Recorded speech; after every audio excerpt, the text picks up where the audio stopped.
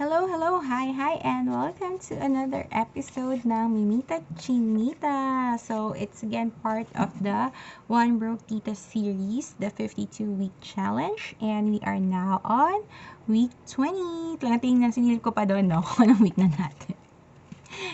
Anyway, so, from last week, or rather, bago ko bigay yung results ng last week to this week, today's video, I will also share, syempre, saving tips. May bago pa ba?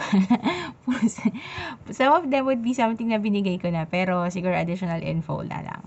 And syempre, pag-uusapan din natin kung ano ba ang diferensya ng savings and emergency fund. Kasi mukhang hindi ko masyado na-articulate the last time. So, people are still asking, ano pa rin ba yung pinagkaiba? Kasi hindi ko pa rin na-gets, diba? So, yan. Okay. So, una, let's talk about first ang ating 52-week challenge, okay? From last week, from 22.78%, ang na-save ko na dahil pinramis ko kung ano man yung masasave ko, lagi ko siya nadagdagan ng additional 100. So, dagdag na natin. So, we are now at 26.01%.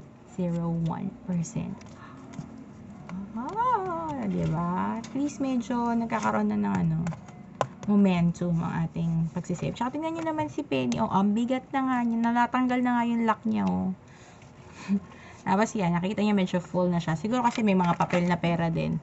Kaya mas dark na siya. Feeling ko dito na yung parang nasa leeg na niya yung mga coins. Ay, hindi, wala pa pala.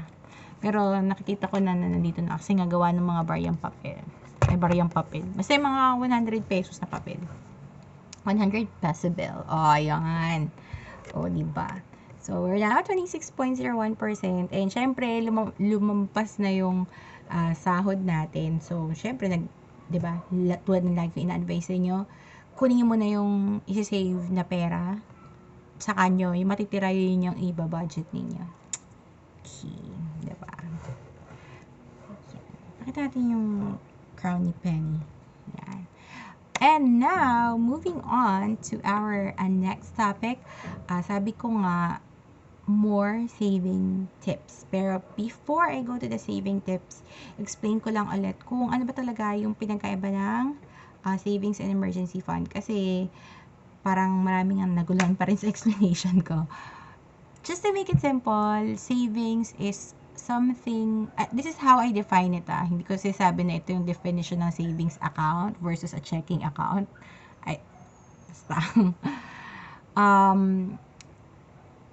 For me, how I define yung savings fund ko is, this is something for a specific expenses.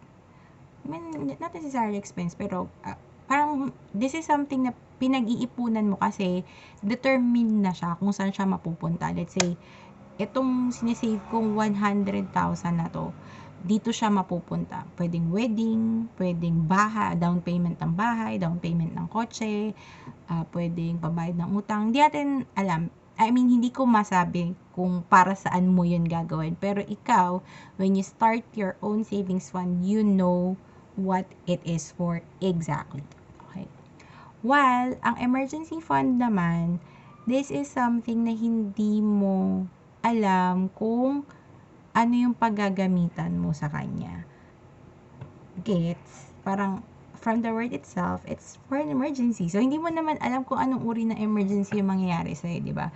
Pero, whatever happens, kung may mangyari mang emergency, ito yung funds na tatakbuhan mo. Imbis na galawin mo yung ipon mo or savings mo, imbis na galawin mo yung perang nasa wallet mo ngayon na dapat ay panggastos ng pamilya mo sa kung ano, imbis na galawin mo yung pang vacation trip mo or whatever, ito yung pupuntahan mong fund, yung emergency fund. So, may mga tatanong din, pwede bang galawin ang emergency fund kahit na hindi ko pa siya nare-reach yung goal ko? Yes.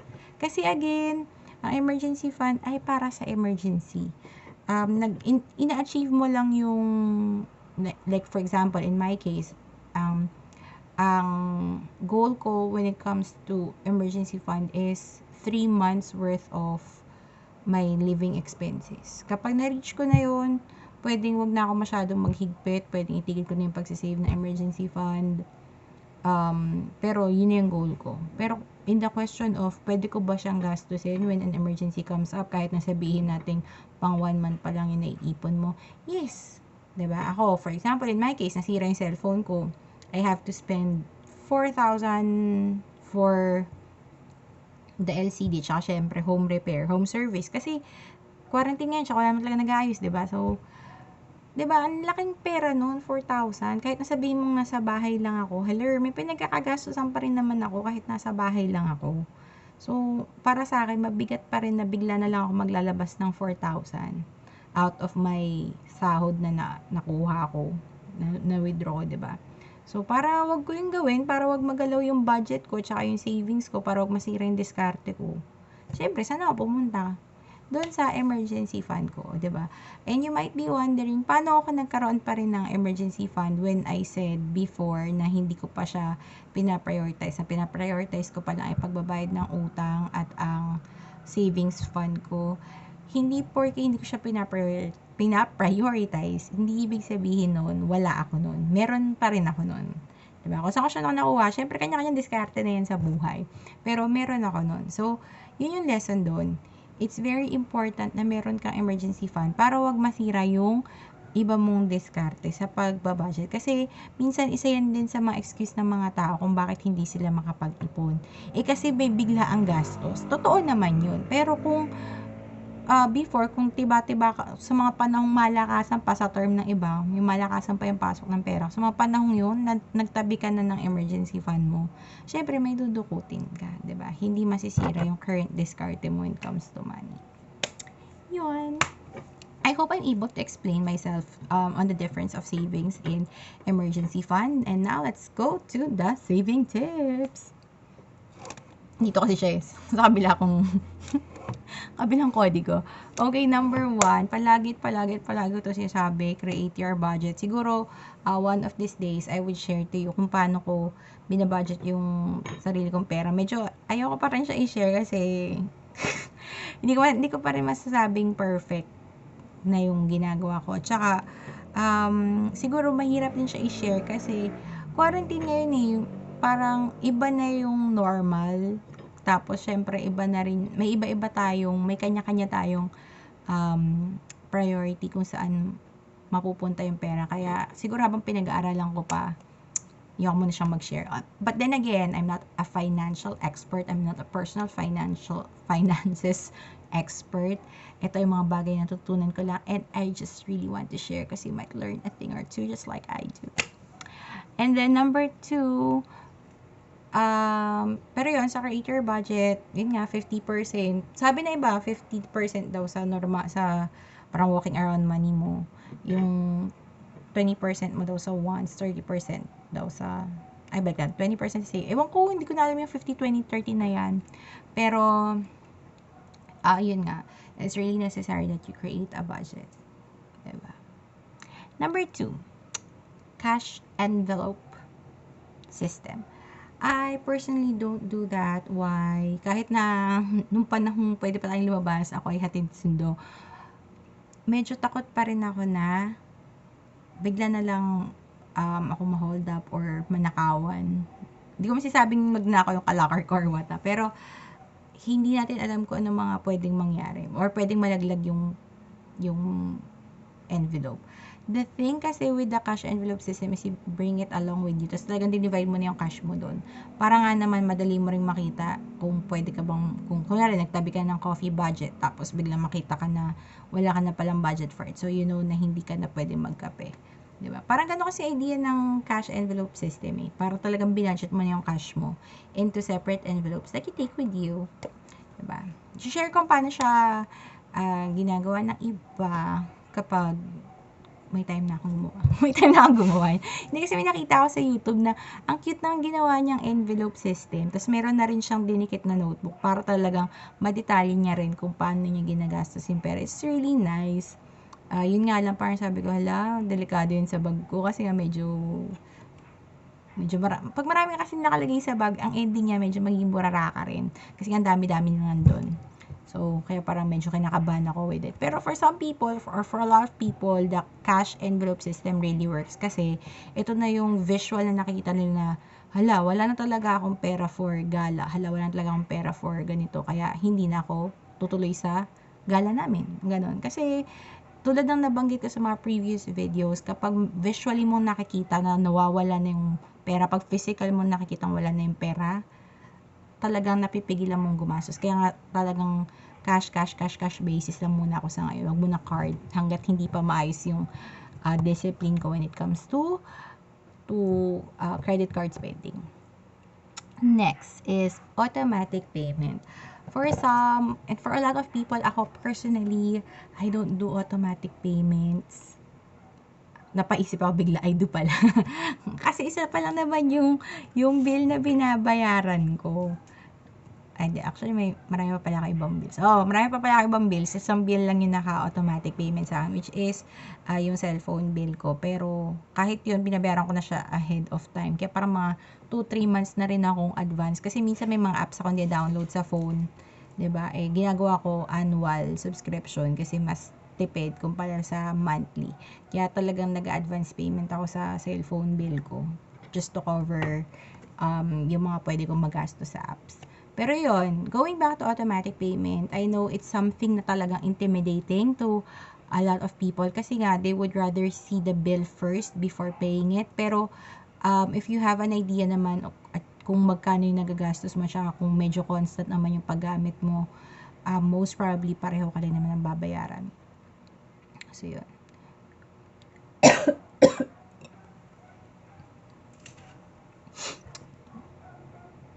So, yun. Yun nga, what I was saying is that automatic payment, it can be intimidating for a lot of people. Pero, ang maganda kasi sa kanya, since you already have an idea kung magkano yung nagagastos mo on a certain bill, alam mo na kung magkano itatabi mo. Let's say, for example, naka-automatic payment ka sa Meralco, sa PLDT, sa cellphone mo. Sabihin natin, ang total na bills mo for those utilities, sabihin natin 20,000 in a month. Lahat-lahat na yun So, at least alam mo, nasasahod mong, say, 60,000. 20,000 doon, pupunta sa utilities mo kasi naka-automatic payment sila. Tapos yung 40,000 mo, yun yung free ka na gastusin siya, whatever, or how you're going to spend it. Diba? So, mahirap si automatic payment. I personally don't do it. I do it on one bill.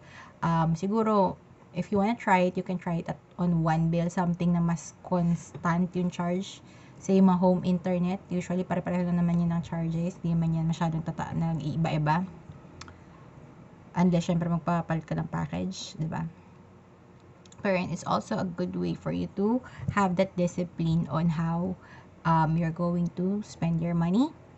And then, ito, favorite ko to, don't expect money. What does it mean? Okay. Ito kasi yung madalas na, hindi ko sabihin mali ng tao, pero, for example, pero marami na kasing companies ngayon yung nag-offer na automatic nilang babawasan yung sahod mo, tapos ilalagay nila on a fund, on a savings program, or whatever. Tapos, pwede mong kunin after a certain period of time. Okay. Ako if your company offers something like that, go for it. Pero, pagdating ng panahon ng withdrawhan, it's up to you kung paano mo naman siya gagastusin talaga. Totoo naman yun. Some people think na, kaya ako nga inipon yun para makapagbakasyon ako after a few years, diba? Pero wouldn't it be better na since, let's say for example, ang sinasahod mo every month ay 15,000, then your company takes say 10% of it, 1.5. So, nabubuhay ka ng 13.5 lang ng budget. Kasi nga, binabawasan na siya automatically ng company nyo, diba? Tapos after say 3 years, yung 1.5 per sahod ay na-accumulate na at binalik sa'yo. Since nabuhay ka naman without that kind of money before, why not just save that kind of money? Diba? Para lang marami ka lang ipon. Kaya, yun yung ibig sabihin ng don't expect money. Kasi, minsan, since people are expecting money, they tend to overspend or go out of budget. Kahit ako, I'm very guilty of that. Parang may time na sinabi ko, sige, sige lang, charge nyo lang sa card kasi may darating na pera, darating yung retirement ko, di ba? Although, pinambayad ko naman siya, pero the thing is, syempre card yun, syempre nagkaroon pa rin ng finance charges, parang nakakahinayang lang yung finance charge. Kung sana ay binayaran ko na lang ng cash or sana hindi ako nagpaka-bongga-bongga sa shopping ko and sa trip talaga no? Kahit na kumain lang, trip na agad. Pero yun, di ba? Parang kung hindi lang ako masyadong nagpabongga, sana I could have saved on those finance charges. Kaya, don't expect money. Diba? Kahit na may parating na pera, huwag mo siyang asahan kasi nga, ang tendency mo ay mag-overspend. Yun lang ibig sabihin doon. And then, lastly, review your expenses. Oo. Tapos talagang dapat constant mo siyang ginagawa. You have to be resilient. Like for example, itong quarantine. Did any of us expect na magkaka-quarantine? Did any of us expect na magtatagal siya ng ganito? Wala. Diba? So, tayo, kailangan constant na nire-review natin yung expenses natin. Kailangan ba talaga natin siya? Kasi nga, new normal na daw eh, ba diba? And, kahit na sabihin natin new normal siya, we have to face the fact na at some point in time, babalik din tayo sa dating normal na kinagisnan natin. Diba? Wherein we have to spend money for transportation, we have to spend money for iba-ibang bagay, diba? Ako ngayon, mostly pupunta yung pambayad ko sa mga deliveries kasi pagkain, pambayad ng mga home service, what have yous. So, syempre, sa ngayon, sa ganun pa siya pupunta. Pero pag inalang na talaga tayo ng total na pwede tayong lumabas, syempre magbabago na ulit yung way of life. And dapat resilient tayo about it. Kaya dapat we're constantly reviewing how our money moves. Para madali rin natin ma-adjust yung sarili natin and the way we save and spend money. So, I hope you learned something from this video. And if you do, please like and share this to a friend. And also, please subscribe to my channel, Mimita Chinita. Pasensya na sa buko. Unawain nyo, quarantine. Sarado ang mga parlor. And I hope again to see you on the next video. So, thank you so much and bye!